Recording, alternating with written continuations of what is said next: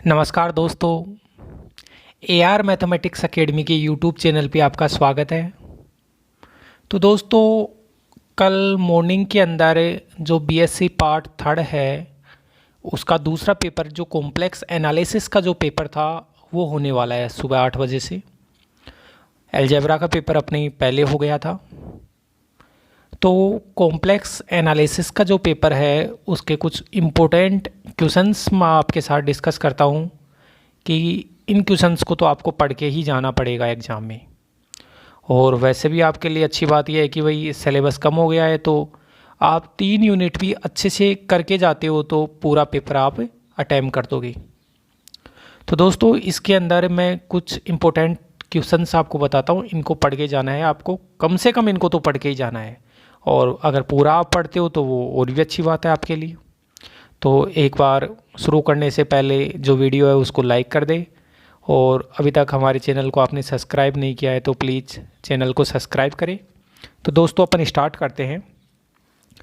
जो first unit है उसके अंदर एक तो फर्स्ट चैप्टर है, सेकंड चैप्टर है और थर्ड चैप्टर है। तो अपने को पढ़ना क्या है? अपने को एक तो एग्जाम्पल नंबर 1 देखो, जो मेरे को अच्छे लगते हैं। एग्जाम्पल नंबर 1 की सिद्ध करो कि आर्गेंड चित्र में 3 पॉइंट दिए गए हैं, तो Z1 Z2 Z3 3 पॉइंटों से जो ट्रायंगल बनता है उसका क्षेत्रफल ये होगा, और अगर त्रिभुज संभव होगा तो ये कंडीशन होगी। एक तो इस क्वेश्चन को तैयार करना है आपको।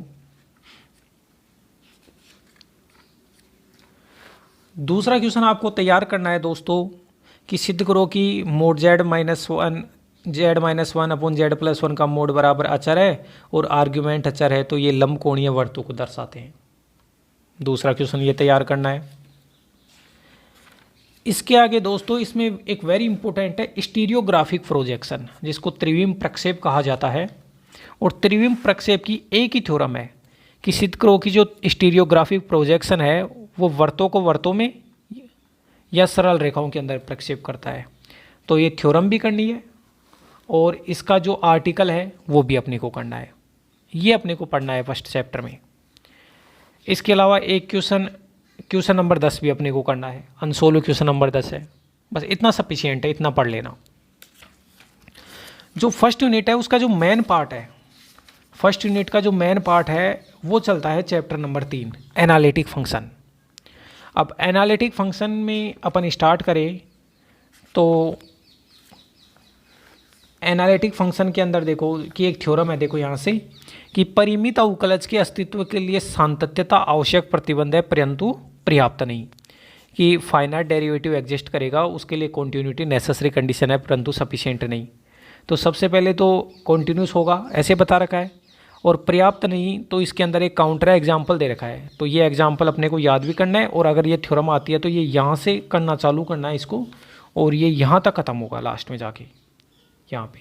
ये एग्जाम्पल भी अपने को याद करना है, तो ये वेरी इंपॉर्टेंट है। ठीक है दोस्तों। इसके बाद में एनालिटिक फंक्शन आ गया। अब देखो एफ के विश्लेषिक होने के लिए जो नेसेसरी कंडीशन है, वेरी वेरी इंपॉर्टेंट, डाल लो इस नेसेसरी कंडीशन को। थ्योरम अपने को ये भी पढ़नी है। ठीक है दोस्तों। इसके बाद में एक एग्जाम्पल है कि एफ बराबर √mod(x, y) मूल बिंदु पर CR इक्वेशन को सेटिस्फाई करता है परंतु विश्लेषिक नहीं। ये एग्जाम्पल भी अपने को देखना है। सफिशिएंट कंडीशन आप करो तो कर लेना, और छोड़ो तो छोड़ देना, आपके ऊपर डिपेंड है। उसके आगे है CR इक्वेशन का पोलर फॉर्म। पोलर फॉर्म भी अपने को देखना है, और W का ध्रुवीय रूप में अवकलज, इन दोनों को। पोलर फॉर्म ज़्यादा इंपॉर्टेंट है, पोलर फॉर्म को तो करके ही जाना है अपने को। इसके बाद में हार्मोनिक फंक्शन आ जाता है। हार्मोनिक फंक्शन के अंदर एक एग्जाम्पल है 3.8.5। 3.8.5 ये एग्जाम्पल भी करना है। ठीक है।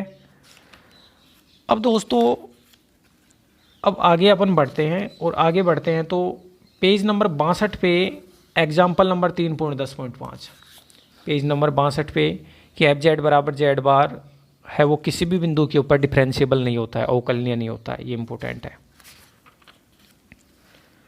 इसके आगे चले तो वेरी वेरी इंपॉर्टेंट है 3.10.9। 3.10.9 और कई बार एग्जाम में आया हुआ है कि मूल बिंदु पर विश्लेषिक नहीं है परंतु CR इक्वेशन को सेटिस्फाई करता है। तो 3.10.9 भी इम्पोर्टेंट है और 3.10.10 3.10.10 भी इम्पोर्टेंट है, दोनों इम्पोर्टेंट है ये क्वेश्चन। अब एक तरीके के क्वेश्चन अपने बच रहे हैं। अब देखो यहाँ 3.10.16 एक क्वेश्चन, तो ये 3.10.17 दो क्वेश्चन, इसके अलावा एक रहा 3.10.22 3.10.22 ये तीसरा। और अगर आप अनसोल्व में जाओगे तो अनसोल्व के अंदर भी है एक क्वेश्चन ऐसा 23वां क्वेश्चन अनसोल्व, ये रहा 23वां अनसोल्व क्वेश्चन जो ऊपर ही ऊपर है। ये 4 क्वेश्चन दिए हुए हैं, ये वेरी वेरी इंपॉर्टेंट है। इन 4 में एक डेफिनेट आएगा। कौन कौन से? Example number 16, example number 17, unsolved question number 23 और एक है एग्जाम्पल नंबर 22।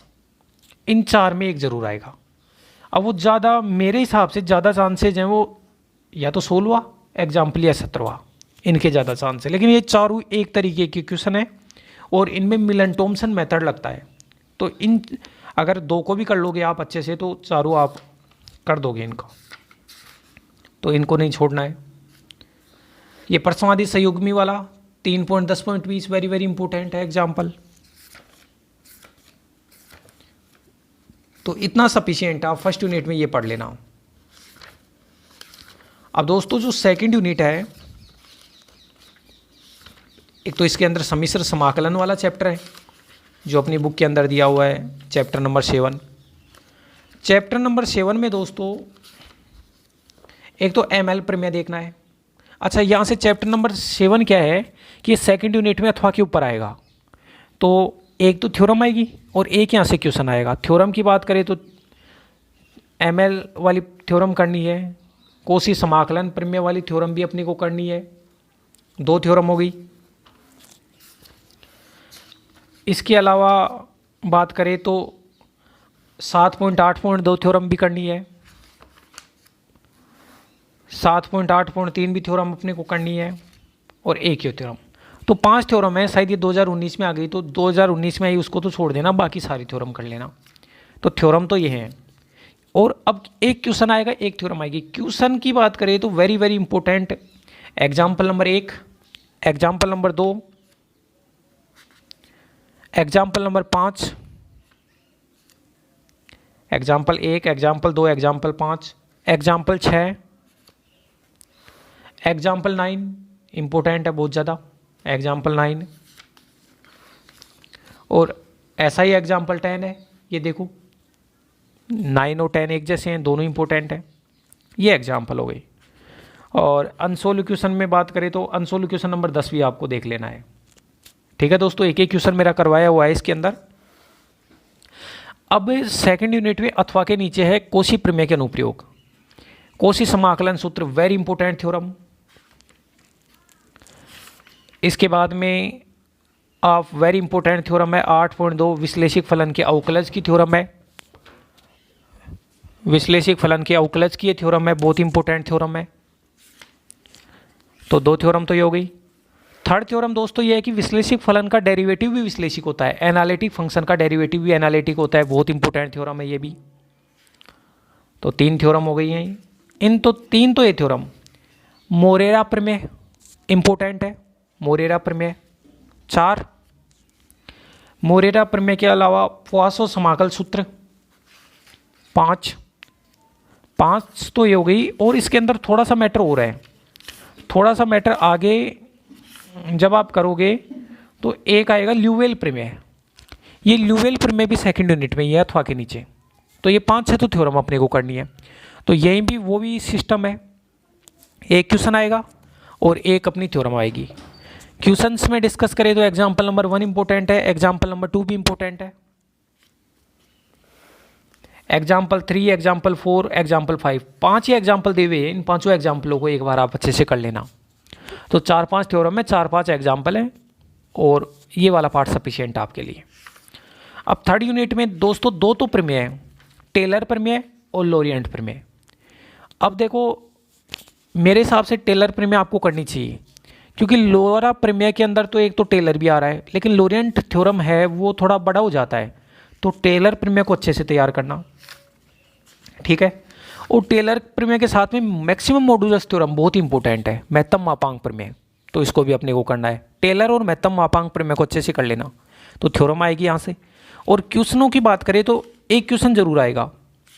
अब क्वेश्चन जो इम्पोर्टेंट क्वेश्चन है वो अगर अपन डिस्कस करें तो एग्जाम्पल नंबर 4 ये देख लो आप यहाँ से, एग्जाम्पल नंबर 4 ये इम्पोर्टेंट है। एग्जाम्पल नंबर 5 ये भी इम्पोर्टेंट है। एग्जाम्पल नंबर 6 ये भी इम्पोर्टेंट है, ये कंटिन्यू इम्पोर्टेंट है। 7 भी इम्पोर्टेंट है, उसके बाद में 9वां भी इम्पोर्टेंट है, 10वां भी इम्पोर्टेंट है, और 12वां तो वेरी वेरी इंपॉर्टेंट लगा लेना। 12वां तो बहुत ही ज़्यादा इंपॉर्टेंट है, जिसके अंदर ये रीजन्स आते हैं। 12वां वेरी इंपॉर्टेंट। अनसोल्व क्वेश्चंस की बात करें तो अनसोल्व क्वेश्चन के अंदर 9वां क्वेश्चन और 10वां क्वेश्चन इंपॉर्टेंट है, ठीक है दोस्तों। तो ये अपना हो गया यूनिट नंबर जो अपना 3rd चल रहा था वो वाला पार्ट हुआ है। अच्छा, यूनिट नंबर 3rd हो गया ना ये, यूनिट नंबर 3rd। अब इसके साथ में 3rd यूनिट के अंदर आधा टॉपिक, आधा जो पार्ट है वो ये भी चलता है, कौन सा, पावर सीरीज वाला। तो पावर सीरीज का अपना चैप्टर है, चैप्टर नंबर 4 है। अगर आप पावर सीरीज तैयार करो तो इसमें एक तो ये क्वेश्चन तैयार कर लेना, 4.5.3 के ये तीनों तैयार कर लेना, ठीक है। इसके अलावा आबेल प्रमेय वेरी वेरी इंपॉर्टेंट, आबेल प्रमेय, कोशी हार्डमार्ट थ्योरम 2 और एक यो थ्योरम कि जो एक घात श्रेणी होती है अभिसरण वर्त के अंदर है वो प्रत्येक बिंदु पर विश्लेषिक फलन को परिभाषित करती है। तो 3 थ्योरम है यहाँ, 3 थ्योरम। और ये क्वेश्चन एक तो 4.8 क्वेश्चन कर लेना, और एक अभी मैंने पीछे बताया है जो क्वेश्चन बताया है वो ये 4.5.3, तो ये कर लेना, सफिशिएंट मैटर है ये। अब यहाँ से 3rd यूनिट कंप्लीट हो जाता है और 4th यूनिट चालू होता है। 4th यूनिट में 2 चैप्टर अपने को दिए हैं। 2 चैप्टर के अंदर एक तो सिंगुलरिटी वाला चैप्टर है, विचित्रता वाला 9वां चैप्टर। तो 9वें चैप्टर के अंदर देखो वही है, थ्योरम भी आएगी और क्वेश्चन भी आएगा। Rima theorem very very very important डाल लेना रीमा थ्योरम को, ठीक है। एग्जाम्पल नंबर 9.2.10 ये एग्जाम्पल भी इंपॉर्टेंट है। रीमा प्रमेय बिल्कुल अपने को करना ही पड़ेगा। उसके आगे आइडेंटिटी थ्योरम तत्समक प्रमेय ये करना है।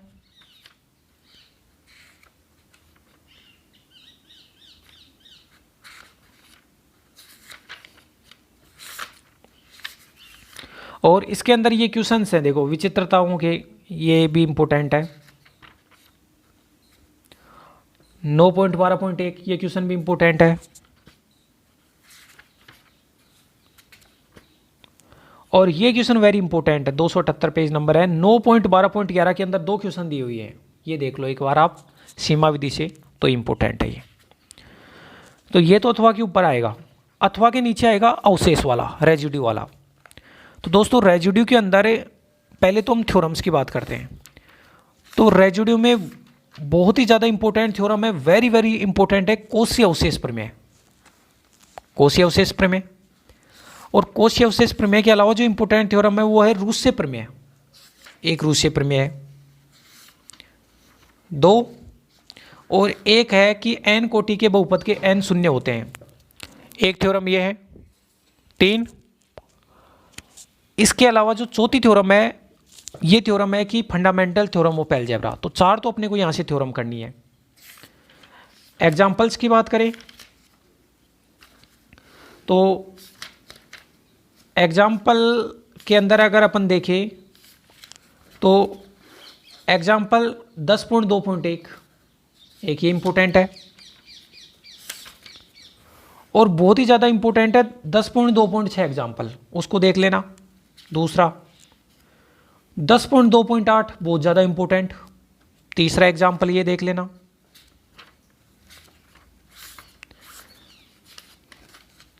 इसके अलावा भी दोस्तों अगर अपन देखना चाहें तो ये मूल वाले जो एग्जाम्पल हैं 10.5.4 और 10.5.5 इन दोनों एग्जाम्पल्स को भी देख लेना है। तो ऐसे 4 यूनिट हो गए। अब 5वां यूनिट आप अपने अकॉर्डिंग देख लेना, या फिर उसके अंदर भी अगर मैं थोड़ा बताऊं तो द्विरेखिक रूपांतरण अपना चैप्टर है। तो सबसे पहले तो कन्फर्मल मैपिंग। कन्फर्मल मैपिंग के अंदर एक तो ये परिभाषा कि जो सफिशिएंट कंडीशन है कन्फर्मल मैपिंग की, ये वाली थ्योरम इम्पोर्टेंट है। एक थ्योरम तो ये इम्पोर्टेंट है, दूसरा है नेसेसरी कंडीशन, ये इम्पोर्टेंट है। तो दो तो थ्योरम। बात करिए एग्जाम्पल्स की तो पहला एग्जाम्पल वेरी इंपॉर्टेंट है, तीसरा एग्जाम्पल भी इंपॉर्टेंट है। फिर चैप्टर नंबर 6 में आ जाते हैं। तो चैप्टर नंबर 6 के अंदर दोस्तों एग्जाम्पल 6.1.12 इंपॉर्टेंट है।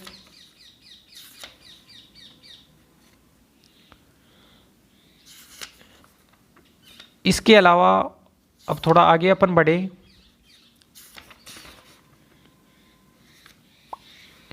तो 6.2.11 एग्जाम्पल इंपॉर्टेंट है।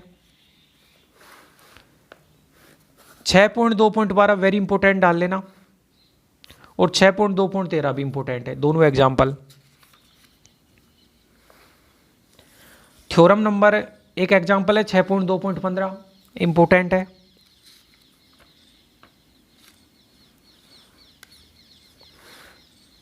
इसके अलावा 6.2.17 ये भी इंपॉर्टेंट है। उसके बाद में फिक्स पॉइंट की बात आ गई। तो फिक्स पॉइंट के अंदर दोस्तों